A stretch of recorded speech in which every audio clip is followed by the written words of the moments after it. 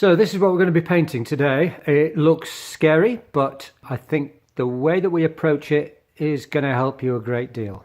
Any writer will tell you that one of the greatest blocks to creativity is the blank page. It's the same with painting. A blank piece of paper or a canvas, worse really, is terrifying.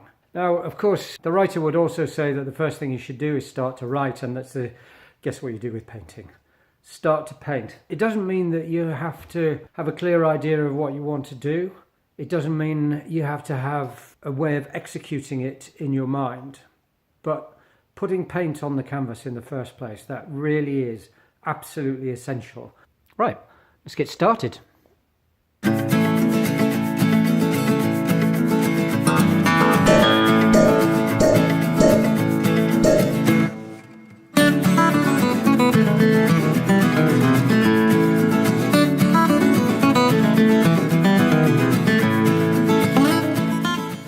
I want to mention my palette. Actually, let's have a look at it.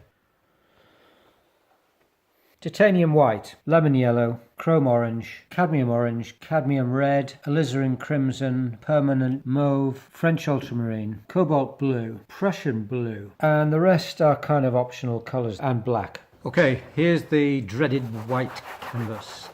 Let's get some paint on it. What I want when I'm adding paint to the canvas is a cool and complex surface.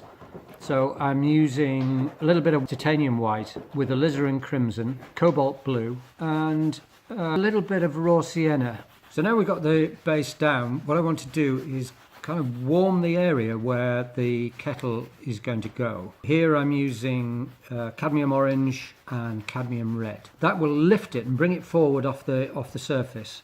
But I'm not drawing, as you can see. I mean, of course there's an element of drawing to all painting, but I certainly haven't put an outline down or anything like that, nor do I want them. I want it to be loose, and I want to be able to change and move this should I need to. So here I'm lightening the area towards the top of the kettle, but there's too much white gone into that, so I'm going to take that, well, just kind of smooth it out. There's no need to wipe it off or anything like that. But this is just lightening that area at the top of the kettle, and all the time here warming it up. There's some more cadmium orange going on and red, just bringing that thing forward.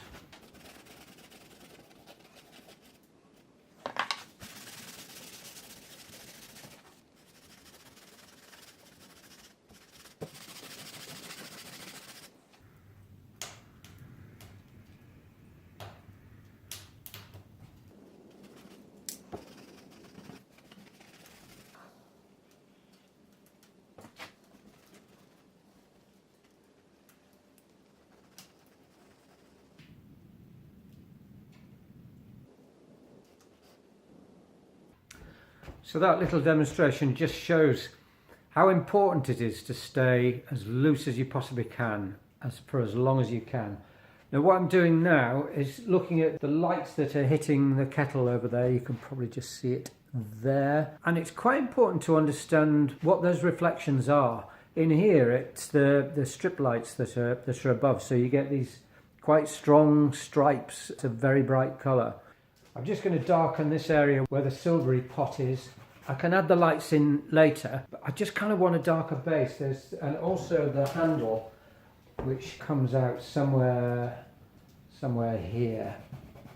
That can start to go in, and it swoops down there. See how, I mean, it's just so simple. I don't need to tie it down any more than that. I don't need to make any drawing, and I can move this anytime I want. That's not kind of locked into that place. If it comes down too far, I'll move it. It's fine. I can paint the background over the top of it. I hate the word background. There's no such thing as background. Everything is of equal importance in a painting. Just getting a bit closer.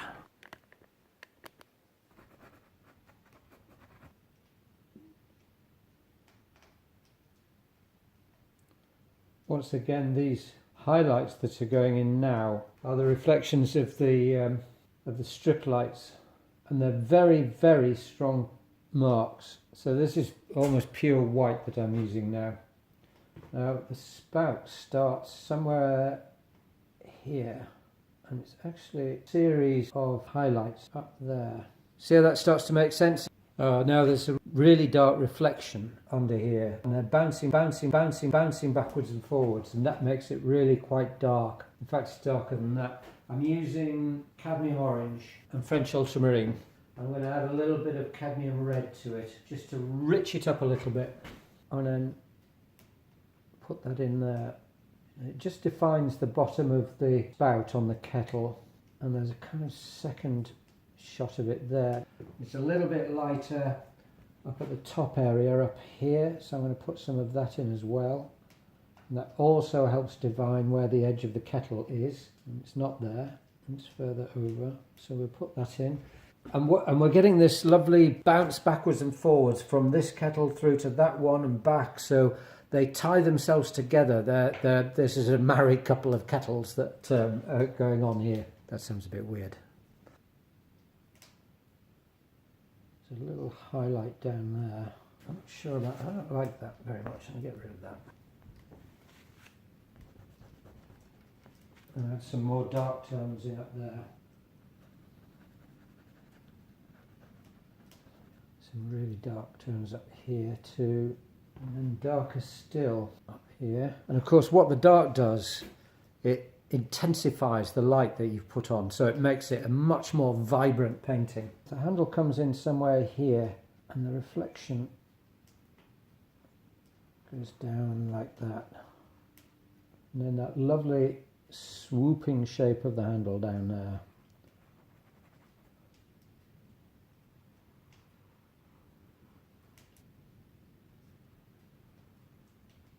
Nice curve to it. And then it broadens out at the bottom like that. Strong shadow underneath the pot. And then that needs to tie itself to the ground that it's on, so we need to kind of take some of that into here. It's important to realise that you can create depth without using perspective, but just using colour, so that the cooler colours will drop back into the canvas, and then use the warm colours to pull it out, and it'll separate them, and it'll give you depth on a canvas that has no perspective in it, or apparently no perspective.